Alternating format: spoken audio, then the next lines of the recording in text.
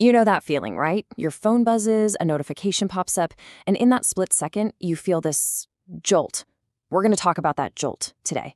Not the news story, not the text message itself, but that tiny, tiny moment of pure signal right before our brains scramble to make sense of it all. I mean, we all know this feeling. It's that vibration in your pocket, it's the banner ad that flashes across your screen, or my personal favorite, that little red circle with a number in it just screaming for your attention. It's become this universal language of, look at me now. And it's not just one thing at a time, is it? No way. It's this constant barrage, this ambient media load that we're all swimming in.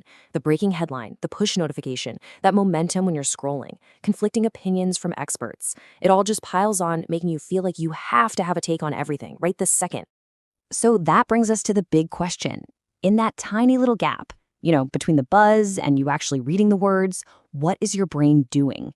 Before you've even processed the information, your brain is already off to the races. How does it do that? And maybe more importantly, why?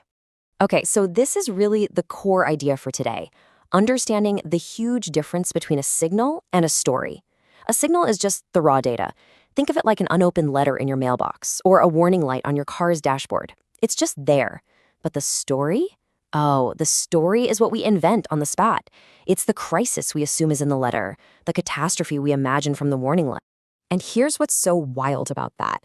A signal just asks you to notice it. That's it. It asks you to orient yourself.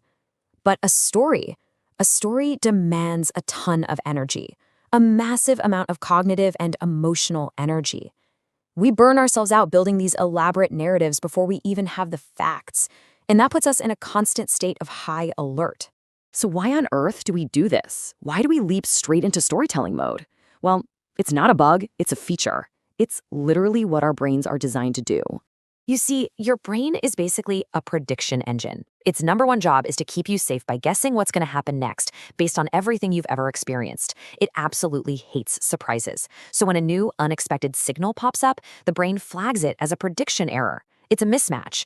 And that feeling of anxiety or urgency, that's just your brain's alarm system going, whoa, didn't see that coming. We need to figure this out like yesterday.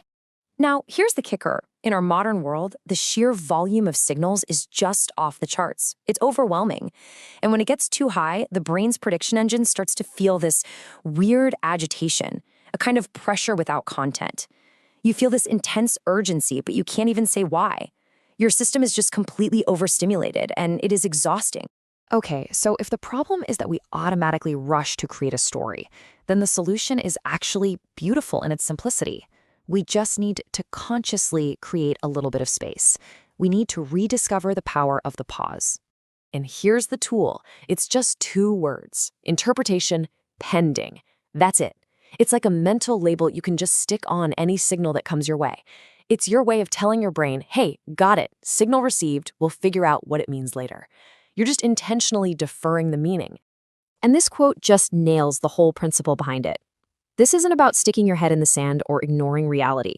It's about recognizing that real understanding, true meaning, can only show up when your brain actually has the bandwidth to deal with it. Trying to make sense of things when you're already overloaded just creates more static.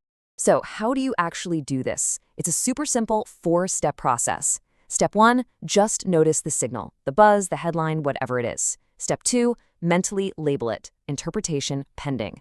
Step 3, and this is the hard part, just wait. Let that false sense of urgency just dissolve on its own.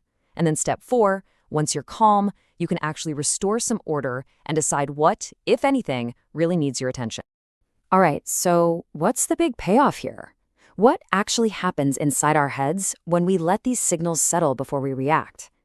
This is where you see the real, tangible benefits for your focus and your sanity.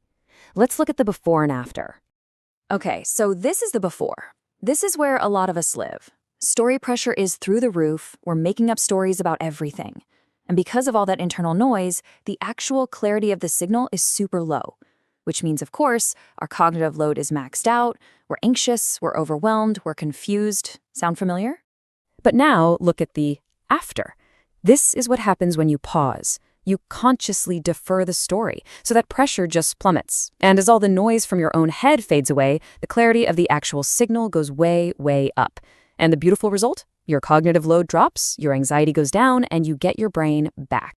This whole process is called hierarchy restoration. It's how we move from being anxious and reactive to being calm and intentional. By taking that pause, we give our brain a chance to sort information by what's actually important, not just by what feels urgent. And that's how we start to trust our own judgment again.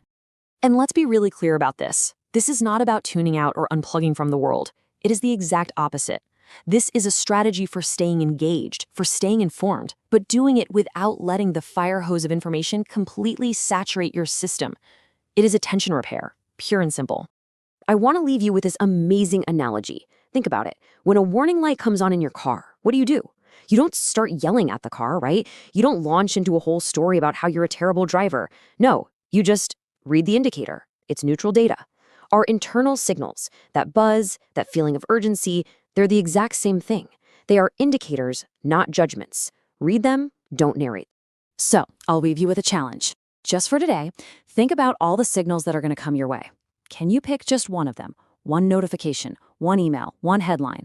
And can you just consciously label it interpretation pending and just let it settle? How much headspace could that one simple act give you back?